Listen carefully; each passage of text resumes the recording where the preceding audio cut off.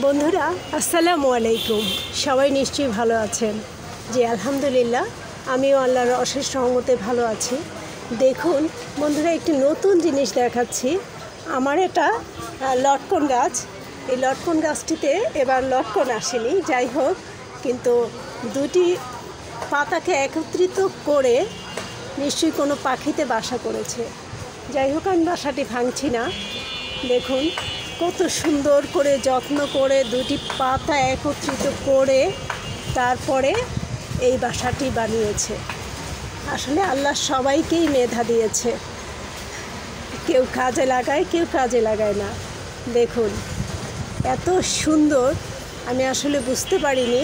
এটা হয়তো আমি মনে মনে ভয় পেয়েছিলাম যে এটা কিসের বাসা।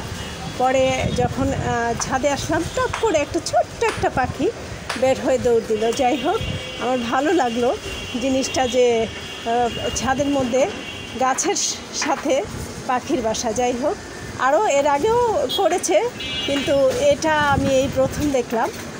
দেখুন বন্ধুরা, কাঠিমন আম ঝুলে আছে, বুঝতেই পারছেন কি সুন্দর। দেখুন গাছ ভরাই আম, এটা 12 মাসি আম। একবার খাওয়া হয়েছে, আবার এই যে আম চলে এসেছে। তারপরে আরও কিছু আম আছে, এখানে আছে বাড়ি 4 এবং 11। এই যে দেখুন, এই যে ছোট ছোট আম। এখানে আছে মুকুল সহ আরও গাছ, বাড়ি 4 এবং বাড়ি 11। এগুলি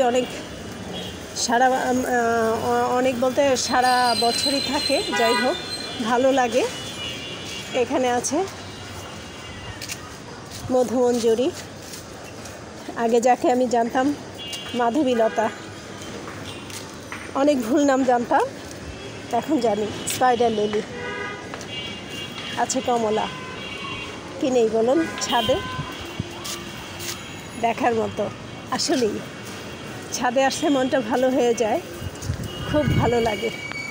দেখুন বন্ধুরা, ভিয়েতনামি মালটা গরম চা, আজকে আমি একটি গরম চা পারি। দেখুন আল্লাহ, একটি কেন, অনেক পেকে গেছে। আর এই গরম চাগুলি খেতে বেশ মিষ্টি, আমার খুব পছন্দ। কাঁচা অবস্থায় অবশ্য টক থাকে, যখন পেকে যায় তখন খুবই মিষ্টি। বন্ধুরা, সবাই একটি করে গাছ লাগান আর মজার মজার ফল খান এবং মনের আনন্দে থাকুন। গাছপালা মানেই মনের আনন্দ, মনের সুখ, অনেক শান্তি। ছাদ বাগান মানে অনেক শান্তি।